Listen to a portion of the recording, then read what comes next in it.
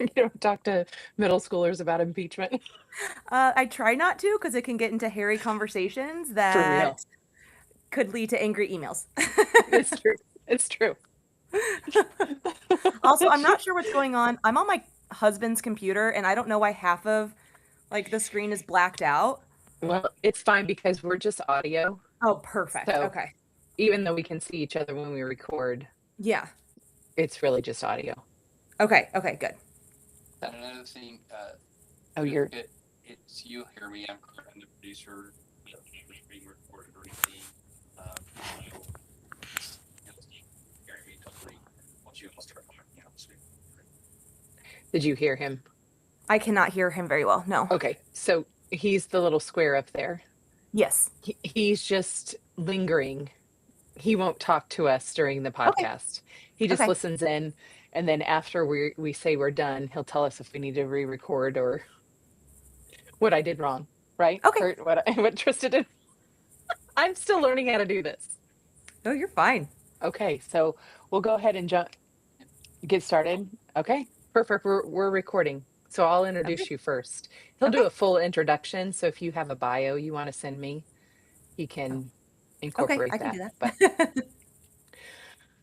I wanted to thank Jessica Hill, but I really call you Miss Hill because you are my children's teacher for joining me today.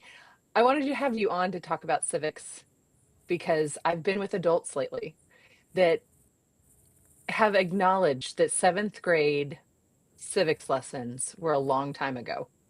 And they have a lot of questions about how our government works and how it all fits together. And then I have some friends that are outside of the US context that have also said, we don't understand the US system. And so thinking about that, I was like, ooh, we should have a Civics 101 conversation. Who better to have a Civics 101 conversation than someone who teaches civics in school? Yay! Yay. And you've taught both of my boys civics, I and have. they both referenced it when we were on the East Coast and talking through American Revolution. They were pulling lessons from your class. So I know you're I good at love it that. because Thank they're you. still talking about it. So, Good. I love that. yay. Well, we're going to start with easy ones. And then maybe as we dive into the easy ones, we'll find the more complex Okay. questions Yeah, emerging. absolutely. And, since I used to live in this world as well, from the opposite end, not a teacher, but someone who worked on the Hill, let me know if you have questions you want to ask me. Yeah, right?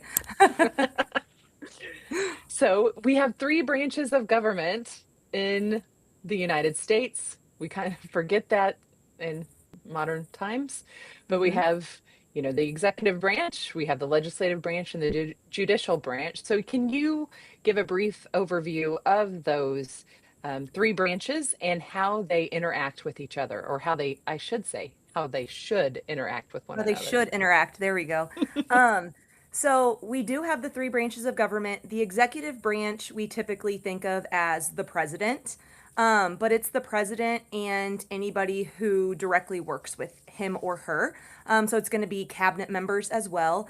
And the executive branch, their job is to enforce the laws that are being made. Which I probably should have started with the legislative branch because the legislative branch is going to be the branch that actually makes the laws. And in America, we have a bicameral legislator, so we have two chambers. We have the Senate and the House of Representatives.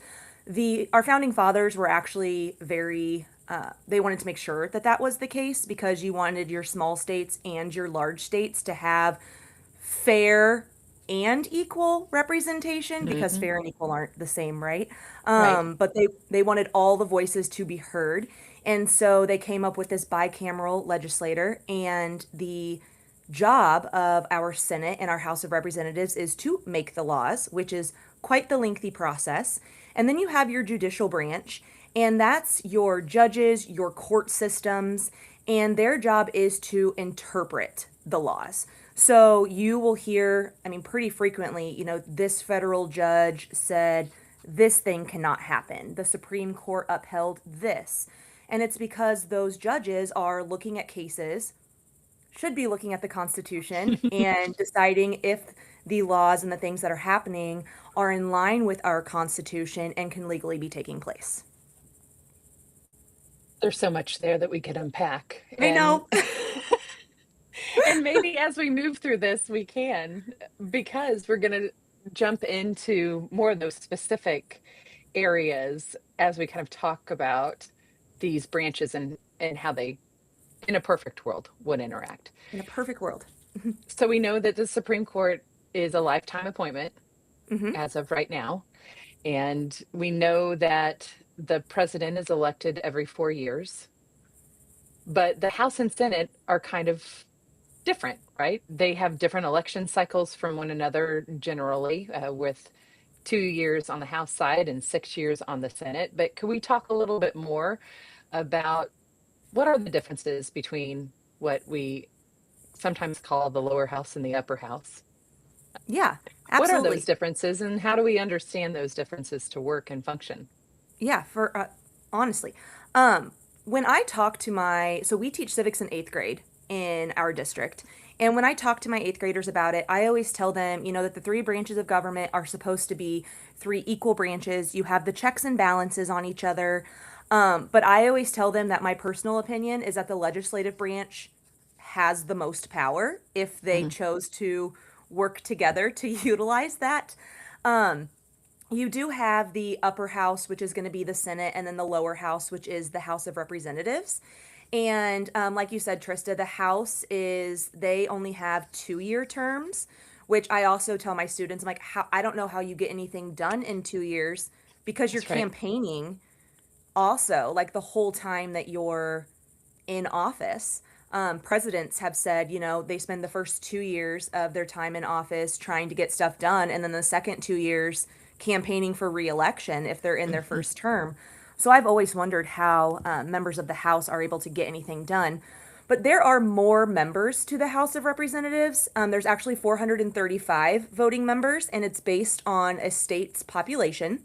So a larger state like California is going to have more representatives than a small state like Rhode Island would have.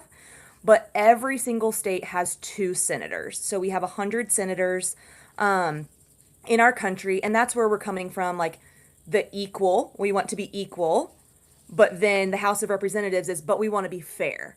Mhm. Because should a small state with a small population have more say than a state with millions of people? I That's the It- debate. That's right. that's the issue, right?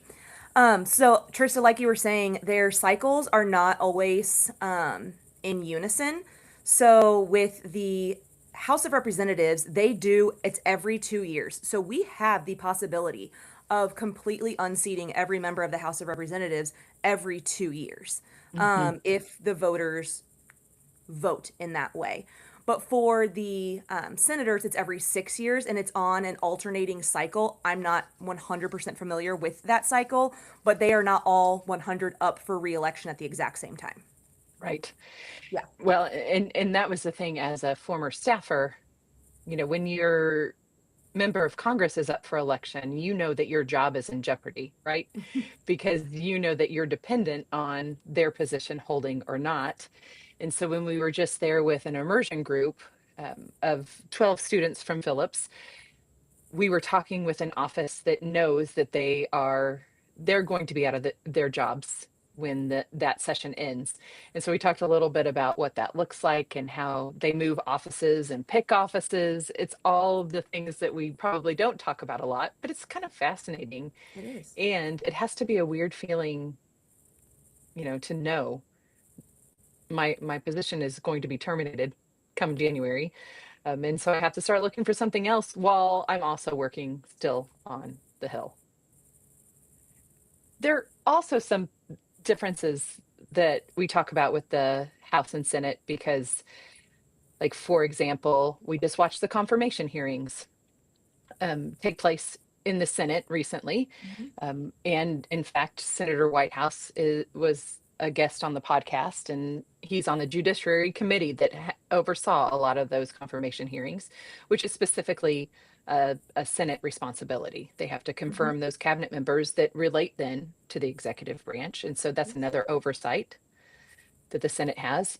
And then we joked before we started recording, you don't really talk about impeachment trials with with your eighth graders, but impeachment trials take place in the House of Representatives. And so Mhm. that's why, when we're talking about political power and who holds the chairs in the House and the Senate, which party holds the gavels, that can influence not just impeachment trials and how those unfold, but also those confirmation hearings. 100%. Hmm. And for adults that are of a certain age demographic, probably the thing that resonates with us the most is when we think about how a bill becomes a law, we think of Schoolhouse Rock. We do, and I still show that in class. Do you? Oh, that I makes my do. heart so happy. I show it in class, and they either love it or they think it's the cringiest thing that they've ever witnessed in their life. So I have to agree a little bit with that because yes, as a person that grew up with Schoolhouse Rock, I love it. But you watch some of the the graphics on it and you're like, ooh, that's old school. And yeah, there But it we is could a have an updated version. yeah, it is a catchy tune though, and they It will be is. humming it and singing it for the rest of the day. So, And I love when the bill is just laying on the stairs. uh-huh. I'm just a bill and I'm Yep. sitting on Capitol Hill. Yeah, I can't sing, but there is a lot of truth in that. And hopefully our listeners will go and watch that if they don't know Schoolhouse Rock. I'm just a bill. But what is the difference between how Schoolhouse Rock tells the story of how big a bill becomes a law and the real life version of how a bill becomes a law? Well, the song is what, about 2.5 minutes long. And then he finally becomes a law at the end of that. And, in reality, it could take years, and most bills never become a law. They don't even see Hmm. the floor to be debated on, which they actually do mention in the song, that a lot of things are just completely brushed under the rug. But in order for a bill to become a law, there are so many political hoops for it to have to jump through that it is nearly impossible for everybody to agree on the same version of something, and for it to get enough of a vote. And even if the legislative branch is able to get like to agree on that, it still has to be okayed by the president. Otherwise, it goes all the way back to the beginning. Um, and so when you think about that poor little Bill sitting on a hill, he has a long way to go, before he could potentially even become a law. But what I think is really cool in that and in real life that a lot of people probably don't realize is you don't have to be a member of the government to come up with an idea for a bill. Hmm. Anybody in the United States can come up with an idea for a bill and reach out to your state and local representatives and tell them. And if it's something that they think is a good idea, they can pick it up and run with it. I always, and I'm probably going to get the details on this, Harry, because I was young when this happened too, but I tell my students about Kelsey Smith, in Kansas, who was abducted, I think, in like Right. 2004. Hmm. And it was a huge thing about her cell phone and being able, like, do we ping it? Do we not ping it? To be able to find her, like, is that a violation of privacy? And eventually, her case ended up influencing a law dealing with using cell phone data to be able to find missing people, because she was a real girl who really went missing here in the metropolitan area. And her parents wanted to be able to find her. And so I always try to explain that to my students in a real life way, like this really happened. You guys could change it if you put your heart and your head to it. That's I love that you include that because I wish more citizens took that to heart, right? Like I think of Mr. Smith going to Washington and kind of like that disgust of what's happening behind the scenes. And sometimes we look at the lobbying efforts Mhm. of corporations that have a lot of money to throw after, you know, chasing legislation or stopping legislation or promoting legislation. And you can start to think, well, I don't have a place in this because I don't have millions of dollars to pay Hmm. a lobbyist, but you can introduce bills and you can become an advocate. Hmm. And for most of our listeners that are in the church world, we can advocate for those things that impact our communal life together, and our faith can help us kind of shape that advocacy to, Hmm. you know, advocate on Absolutely. behalf of the least and the lost and those who need Yeah. are And even crying if out you for can't, justice and mercy. oh, for sure. And even if you can't make it to Jefferson City or to Washington, D.C., you can pick up a phone, you can email. I think my email came across Roy Blunt's desk multiple times when he was still a senator in Missouri. Because I felt very strongly about different things, specifically as they relate to public education. And I was constantly reaching out to Congress people. We actually just had our state representative, or in a district in Missouri, stop by our house over the weekend, because he knows that we are supportive. He knows my husband and I are teachers because he's gotten to know us through the campaign trail, and he just wanted to check in with us. And how are you guys handling prices right now? How are you guys handling back to school season right now? And so being able to talk to him about that and know that one of our elected officials cares and wanted to come talk to us and was going to take our information on, that felt really good. Hmm.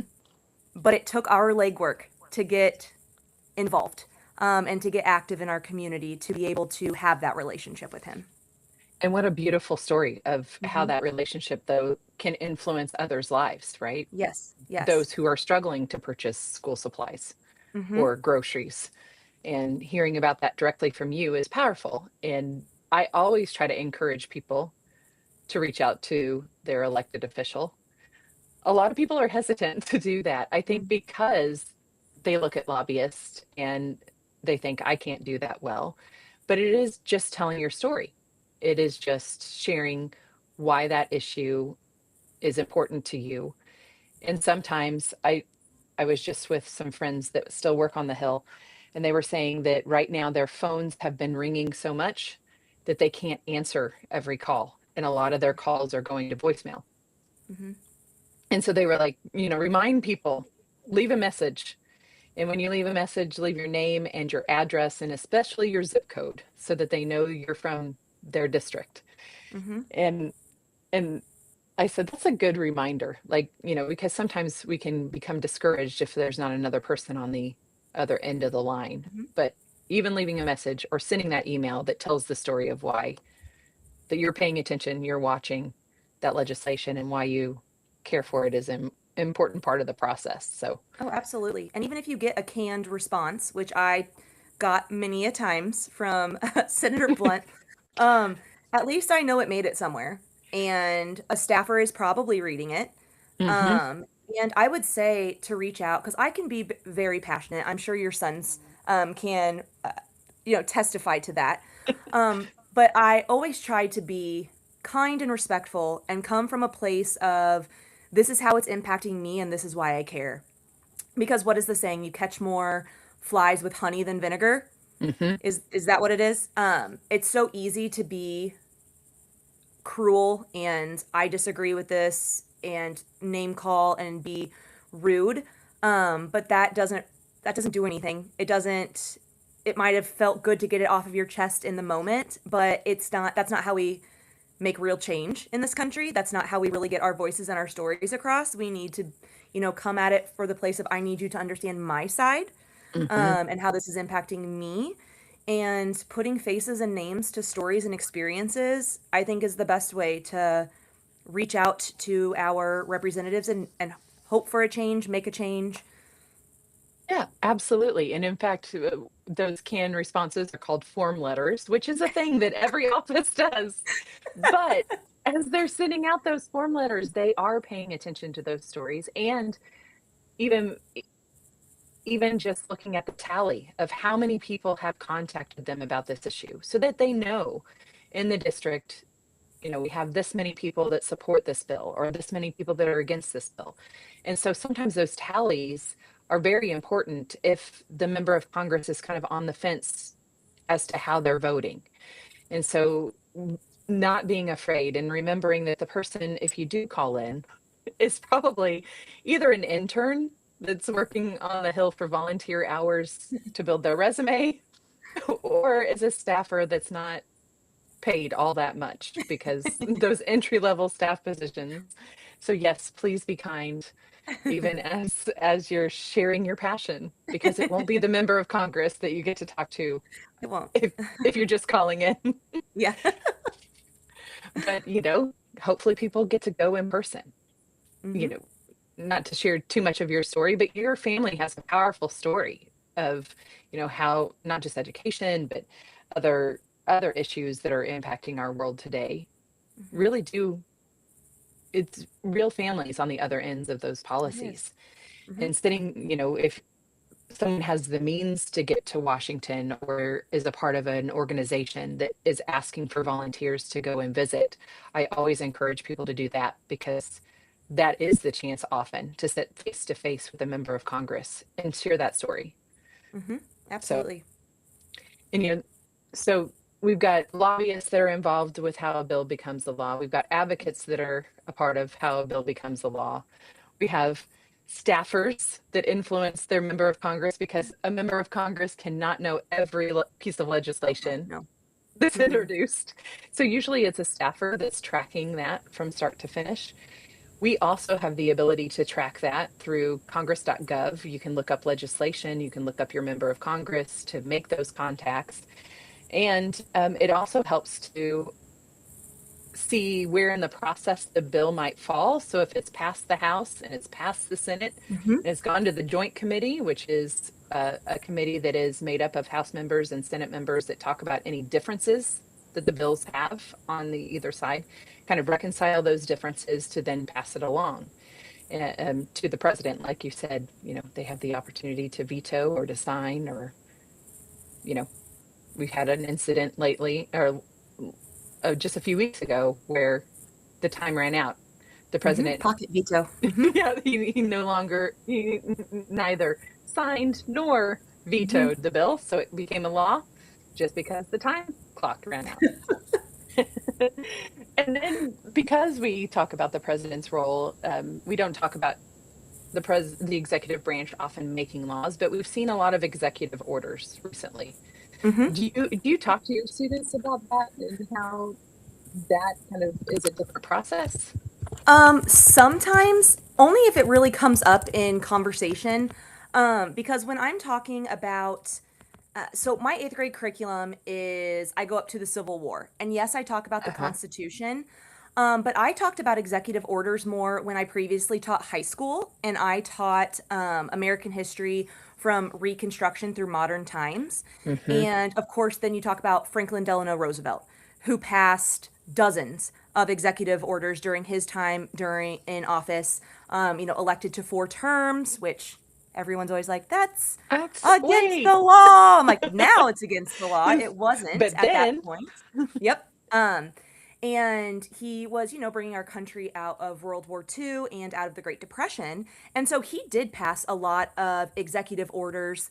And that's typically when I would discuss it. I don't discuss it too thoroughly in eighth grade, just kind of mention what it is.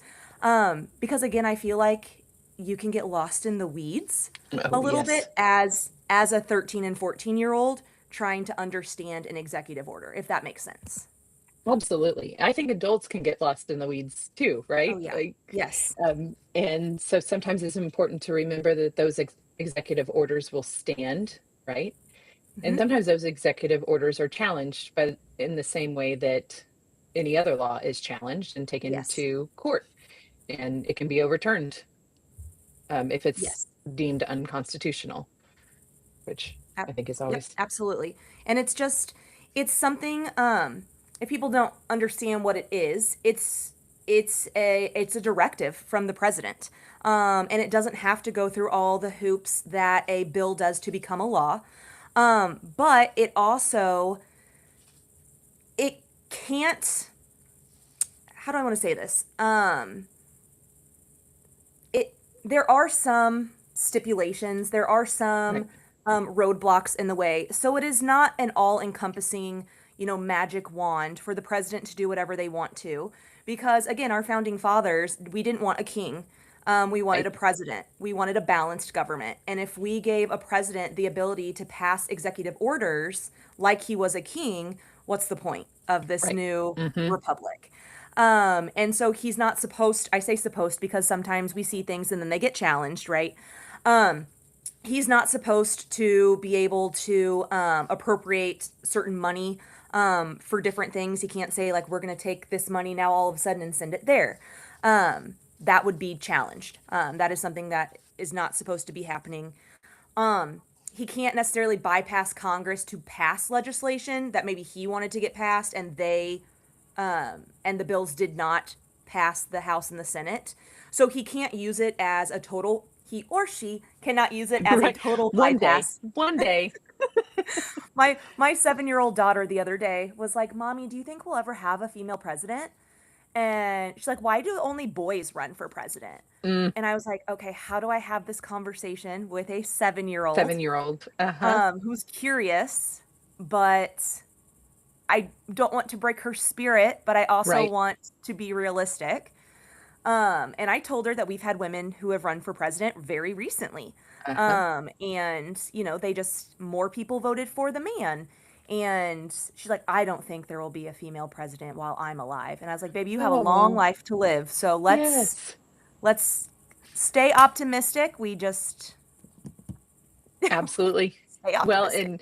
and with that group I was with in Washington, one of my favorite statues in the Capitol Rotunda is the um, statue of the women who advocated for women's right to vote. And Hmm. the artist, I don't know if you've seen it or if you remember it, but the artist purposely left the last piece unfinished with the understanding that there was still more work to do and Hmm. that one day, prayerfully, um, an accomplishment of having a woman elected as president would be represented in that statue to show the Hmm. next round of work that is unfolding Yeah. for equality. Yeah. So Let's, I I, hope my daughters see it in their I life. hope so Let's just too. say I that. I pray we get to see it in our Oh, life. oh my gosh, that would be the icing on the cake. So, Well, and we did have an attorney on a few episodes ago that encouraged all of us to run for office. And so maybe, President Hill, we could oh make gosh, this, we could start this run right now. my And students would think that was a great idea. I am far too sensitive to be president of the oh, United it is, States. you would have to have thick skin for sure, Yeah. because you're under a different level of scrutiny, rightfully so in those positions, right? And Yes. so Yes. we've already talked a little bit about how citizens can be involved as advocates for legislation, but we have a major role of who we elect and how Hmm. how those elections unfold. So can you explain to us, and especially for those who don't understand electoral college, can you explain how elections work and why it is that sometimes the person who wins the popular vote isn't the person that is then elected to the presidency? Yeah. So again, the electoral college is something you can get lost in the weeds. I always try to explain it in the simplest way that I think that I can. So each state has a number of electors based on their state population. So when you are watching, on election night and states are turning red and blue and they're giving, numbers to different candidates, those numbers are based on a state's population. So a state like New York, Texas, California are going to carry more weight than a state like Rhode Island, Wyoming, Montana, etc. Most of our states, I say most because I think part of Nebraska and still Maine are not all or nothing states. I should check on that. I think I know for a while Nebraska was they would split their electoral Split. college. Hmm. Yes. Um but in a state, let's say a state like Missouri, let's say we have, I don't know, 10 million people living in the state of Missouri. And let's say 5,000,001 of those voters vote for candidate A, and 4,999,000 vote for candidate B. All of our electoral college votes will go to candidate A. Mhm. They are not split in a situation like that. They should be split darn near 50-50, if not, 60-40. But we are an all or nothing state, so all of our electoral college votes go to the winner of our state.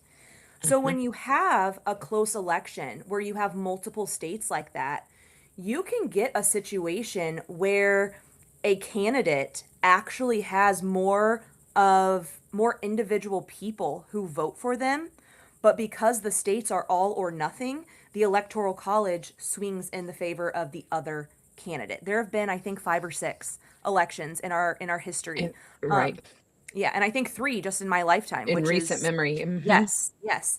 Um, and I remember the first one that I lived through was Bush and Gore, and how that was such a huge thing. We didn't find out the winner of that for months, I feel like. Mhm. There was more that went with that as well, but that was a situation where the person who had the more individual Americans voted for did not win the election because of the electoral college. And the electoral, then people will say, well, then what's the point of the electoral college if it doesn't Right. always go with it? And the point of it is supposed to be to give more fair representation, or I guess more equal representation, I should say, in that respect, to to smaller municipalities and smaller states that maybe feel like their voice is overshadowed sometimes, um, to where they still feel like their voice is heard and not completely trampled every single time that there is an election, Right. if Right. that makes sense, which I know it doesn't, because I every time I talk about this in class, kids are like, why do we have this? What's the point? Well, and And I think that's why we see, that's one of those pieces of legislations that's introduced again and again and again, mhm, because I think a lot of people struggle yes. with w- with the fairness of the electoral college and how that Yeah. fits into the rest of the system. Yeah, and the electoral college is not just like numbers, it's people. There are Right. electors. Mhm. So election night is in November, and then the electors will meet and actually cast their ballots. They almost always, if not always, vote with how their state voted.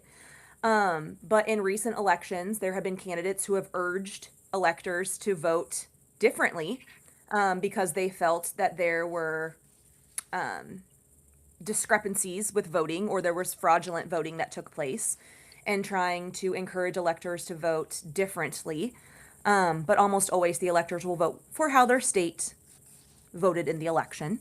And Mhm. then that's when the president will then be inaugurated after the electoral college has done that voting. Yeah, and I think we just, one of the examples of electoral college and the importance of that was definitely, and the electors behind it, was when Biden stepped out of the race and there was the question of how the the party nomination would move forward, Hmm. and the electors for the electoral college from those states had to make those decisions based on the approach that they decided to take, right? Like, I know some of them had a different approach than others, but it was really up to the electors and how they were Hmm. going to proceed on that. So always fun to talk about Always. electoral Yeah, college, right? you know. Always end up confused and my head spinning by the end of it also. So, that's that's why we are all still middle schoolers in our heads. right? You know, we're still there Right? asking those important questions. Yeah, So we I will say talked a one. Oh, oh, go ahead. sorry, No. Trista. Oh no, one. So I don't always agree with how the state of Missouri handles things that are done in public education. However, I will say that one thing that I agree with that I think has been great is they passed a law. It's another test that kids have to take, but it is the like naturalization test. So if you wanted to Mhm. become a US citizen, it is the test that you would have to take to and pass to be able to become a US citizen. And we have to give that to high school students now in the state of Missouri. And when I was teaching high school, we gave it at the freshman level. And it was just another, because they should have learned it in eighth grade, right? Or they did learn it Hmm. in eighth grade, whether they chose to listen or not. They were given the information in eighth grade. It's a refresher in ninth grade, and then they'll have their government class, their big government class, typically their junior year of high school. And it goes over there's questions about the electoral college, senators and ages and their terms, and House of Representatives and the president and who is your senator in this state. And there's Uh-huh. geography questions and what do the 50 stars represent. And truly, it's stuff that I think every American should know. And I love that we are testing them over it freshman year, or we did it at my school freshman year. Other schools may do it differently. Um, just because at least we know they got that information at some point in their life, Hmm. before they go out and become, global citizens and active members of our communities and our societies. Right. Well, so one of the things I would love to see the test. Maybe I can find that online. Do they actually talk about, one example that came up on our recent trip was Washington, D.C. has a representative in the House of Representatives, but it is a different role, right? They're not a full representative. And so that's why DC still has taxation without representation on their license plates.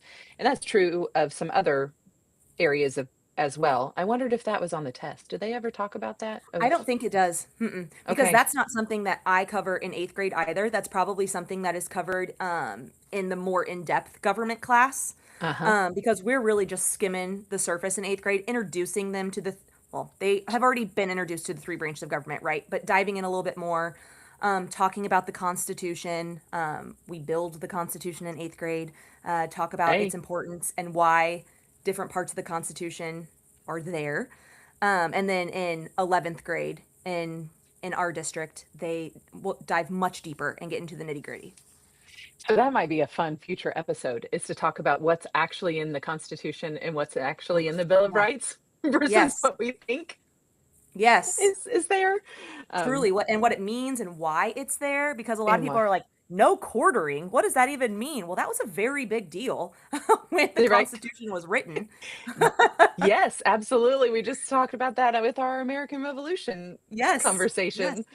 And and and yes, like I was just listening to a different podcast that was talking about it, and they were like, the Constitution was a group work, and it turned out remarkably well for group work. Oh, I thought, 100%. that's a good reminder. Like, group work is often hard. Yes. So we've talked a little bit about how citizens can be involved through elections. We've talked about how they can be involved as advocates. Are there any other ways that come to mind that you would say people who want to be informed, people that want to be engaged could be? That's one of the things I'm trying to do is resource folks that want to be more involved. But is there anything that's top of the mind for you? I would say go to council meetings, go to town hall meetings, go to a school board meeting. Hmm. That can really get you knowledgeable about the things going on in your community, because a lot of the taxes and the representatives who are elected directly impact our school board and our schools and are discussed at the meetings.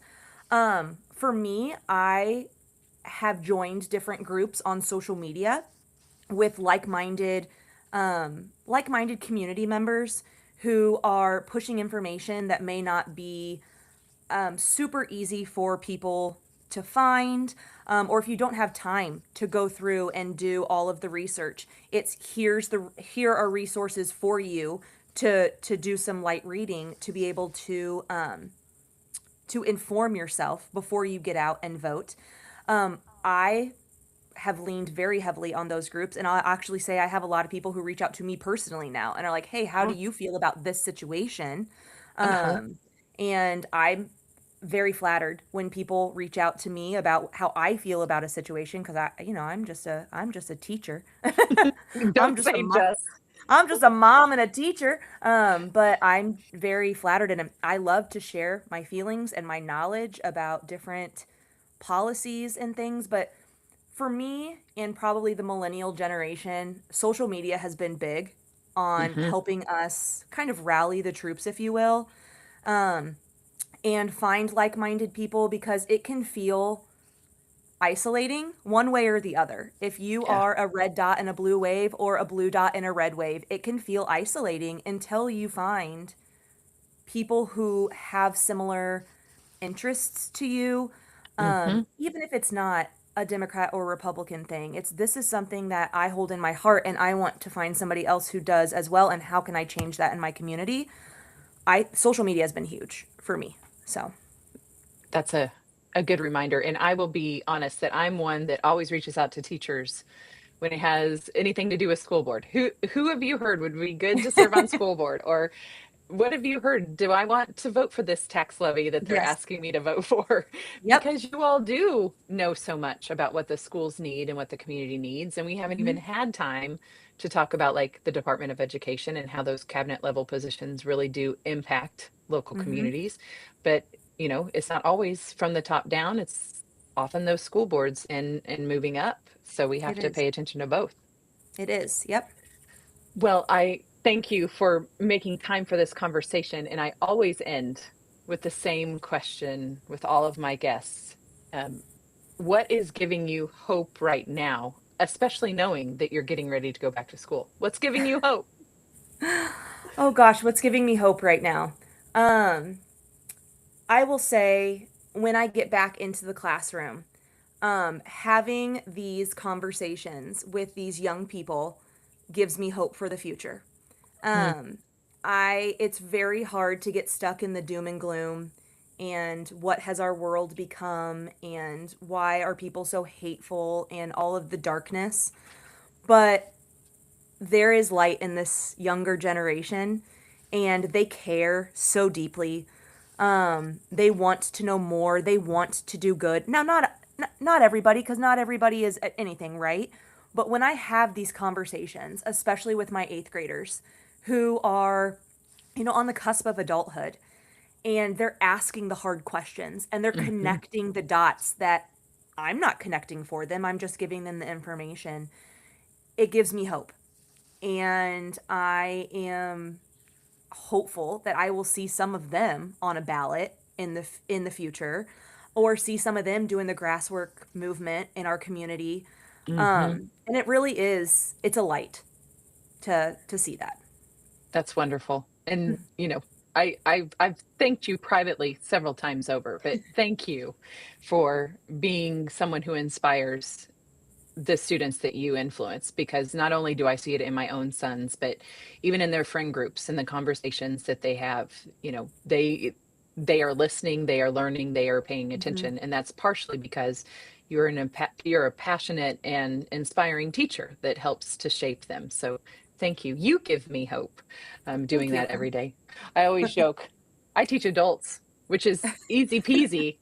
You teach middle schoolers, which is just a beautiful thing that people are called to that. So thank you for doing that and doing it Yes. so well. Yeah. Well, thank you. And hopefully the listeners have enjoyed this conversation. And, we might come back and do another little civics Yeah. 101 update with one of those topics we didn't get to dive Yeah. Let's into. go. Let's dive into it. I love it. Well, thank you again. And I hope you have a wonderful school year. All right. Thank you, Trista. And now Kurt's going to ask us to hang on. Yeah, Okay. hang on.